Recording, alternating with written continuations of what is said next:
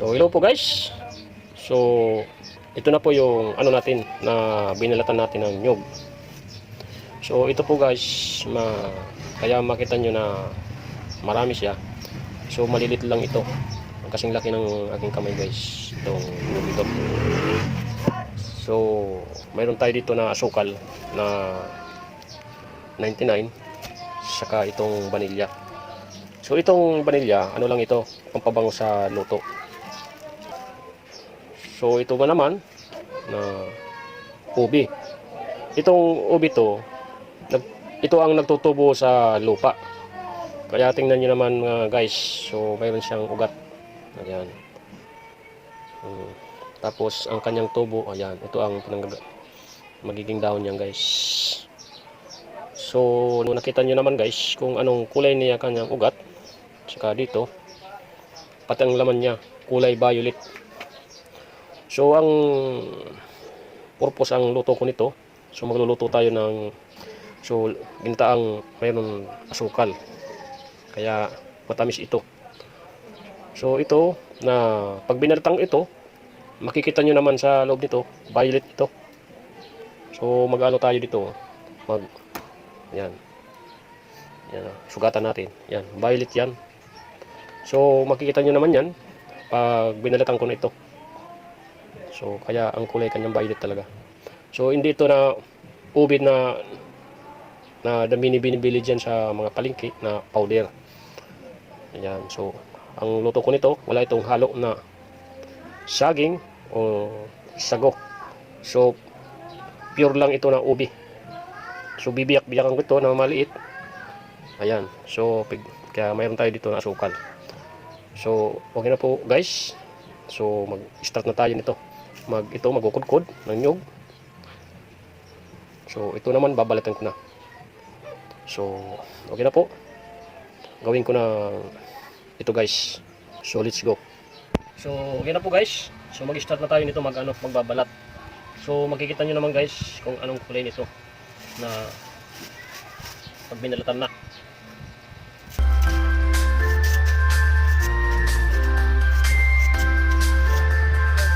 Yan guys, ang kulay niya. Ayan po, ang kulay niya, violet.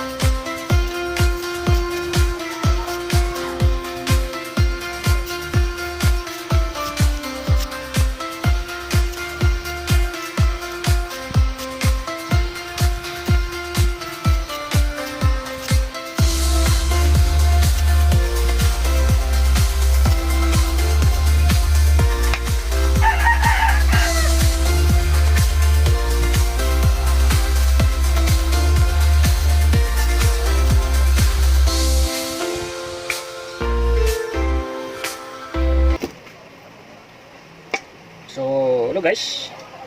Ito na po yung ano natin na binalatan natin na ubi, na tunay na ubi. Yung nabubuhay sa lupa. So, nakita niyo naman guys kung anong kulay na yan, violet. Ayan, ito na po ang kulay niya. Pag naluto nito, ang sabukan niya, violet guys. So, mag-ano na tayo nito? Mag-slice nito tayo nito. Na makikita niyo kung gaano kalaki ng slice, siguro ganito kalaki. So mag-slice tayo nito na ganito lang.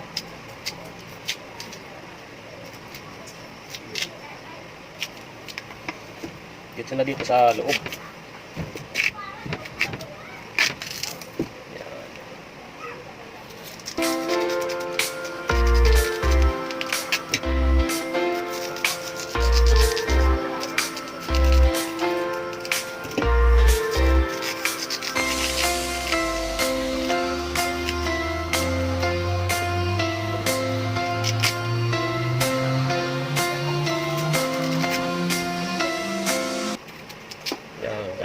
malaki na pag-slice.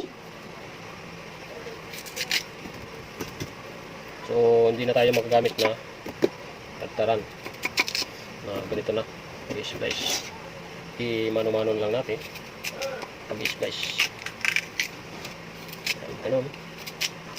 Para po na mabilis na pag-slice nito.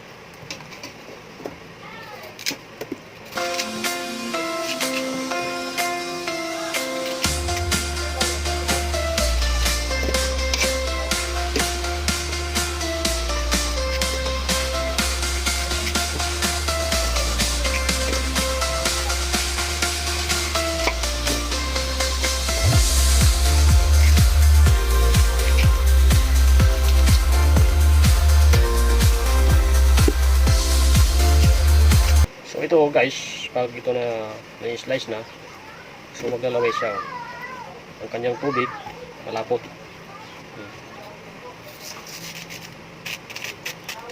Tingnan mo sa aking kamay guys.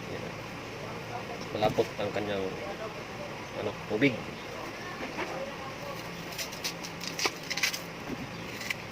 Ito ang tunay talagang ubi. Hindi yung ubi talaga na binibili lang sa mga groceries. Hindi ito na kulay sana. Ito talagang tunay na ubi. Ito, wala nito halo na saging o sagok. Ito na lang ang luto natin. Yun talaga ubi. Pag ito na naluto na, mga guys, masarap ito. Talagang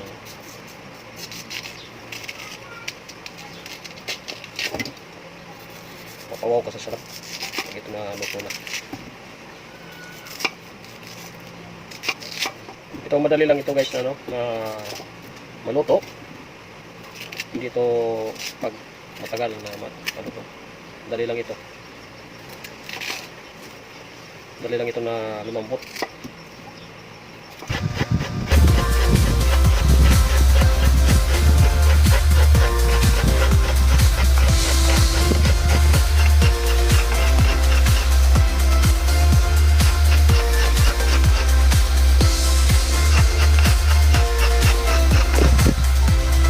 Ganito guys, yung pipiga sa gata. Ayan, ganito guys, yung pipiga ng gata.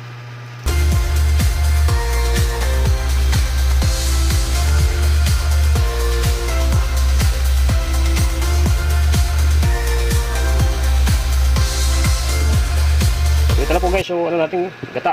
So ito guys, na sinasabay ito dito sa ubi. Sabay na ito guys, pag pakulo. Yan, ligay natin dito na guys, so gata.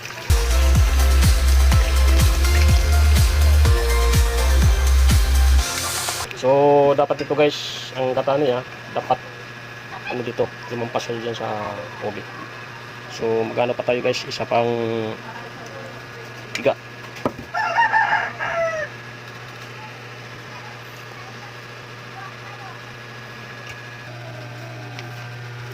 So okay na po guys. Ito na po yung natin, ginataan natin na ubi. Ayan, so pagin natin guys. Para po hindi magpilo ang kanyang gata.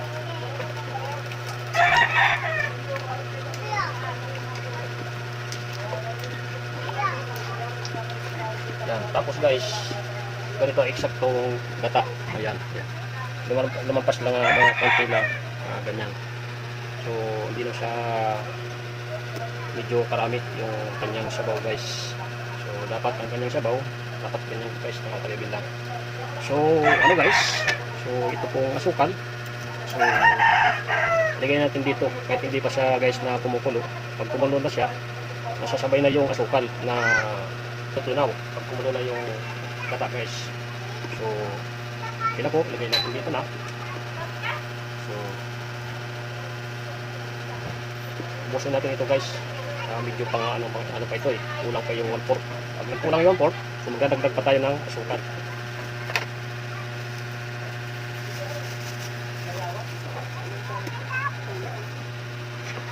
So pagin natin guys.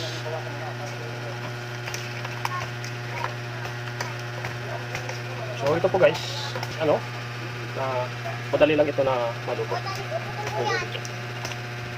Para lang ito na ano guys, parang kamuti lang ito. Pag kumulo na yung gata, mga ilang minutes, sabi natin mga 15 minutes, luto na yung ubi. So, ang kanyang sabaw guys, makikita nyo mamaya, violet na. Pero ngayon, kahit hindi pa siya masyadong kumukulo, ayan, violet na ng kanyang sabaw. So, ito po guys, ito na po yung vanilla. Ayan. Kukulay siya ng medyo red brown ang kanyang kulay guys, yung vanilla. Basta vanilla guys, yun po ang ilalagay dito sa ano natin, na luto na ginataang ubi na mayroon asukal. So ito po guys, ano mo lang ito, na pabango sa luto natin. So hindi naman ito guys na medyo karami, tamang-tama lang, kasi pag nasobra ito guys, na medyo ang lasa naman, medyo mapait-pait naman. So ito guys, papabango lang ito. So ilagay natin dito na guys, para magkalualo na po. So ito po guys, nabili ko kanina, mga 5 pesos lang ito. Itong vanilla.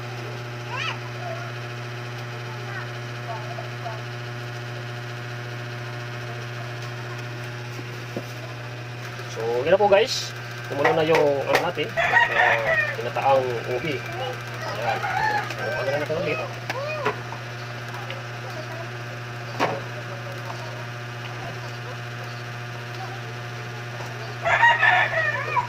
Para po sa guys, ito dapat guys, inukag ito palagi, kasi pag ito ay inuukag, dumidikit yan sa loob, mismo sa ilalim, dumidikit ang ano, yung ubi. So malamot na siya guys, saka yung kanyang sabaw malapot na.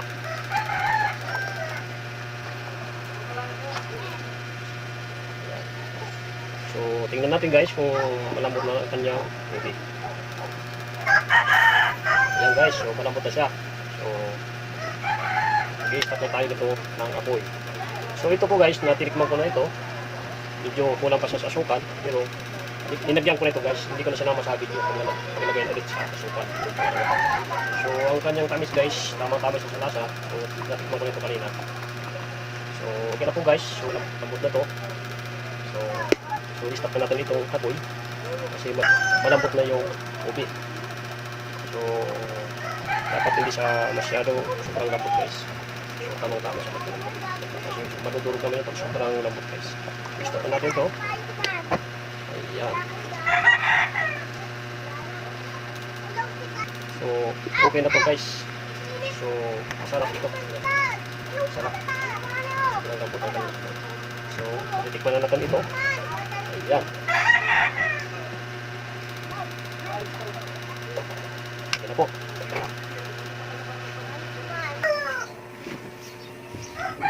So ayan po guys, ito na po yung ano natin, yung ginataan natin na ubi na with asukal. Ayan. So ito po guys na ubi talagang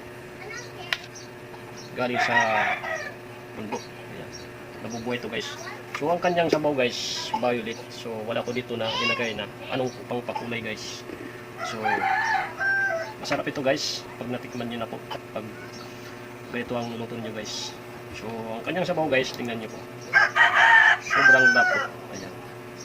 So ito guys, ang kanyang pagkatamis na paglagay sa sukat, sakto ang kanyang tamis guys. So tikman na natin guys. Wow. Suwabing guys ang lasa.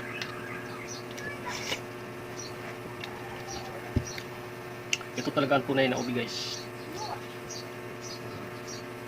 So mabilis siya ano guys na lumambot para sa kamuti. Sarap guys, masarap.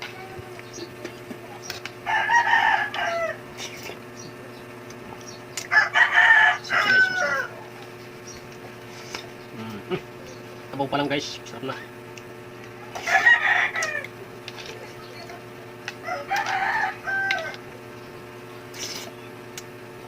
Wala ko dito ano, wala ko dito linagay na saging, sago, pampakulay, wala ko dito guys na ilagay. Kung ano nyo nakita doon sa ubi, yun yung kulay niya violet, kaya yung kanyang sabaw guys violet. Medyo pamit guys, mainit-init pa. Kaya hindi ko pa masyadong matat kagabi yung luto ko.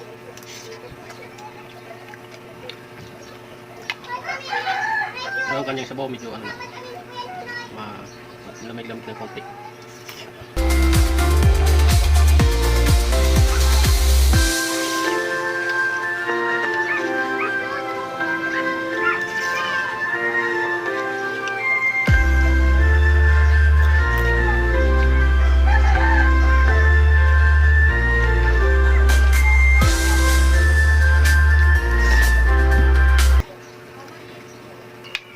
So, okay na po guys.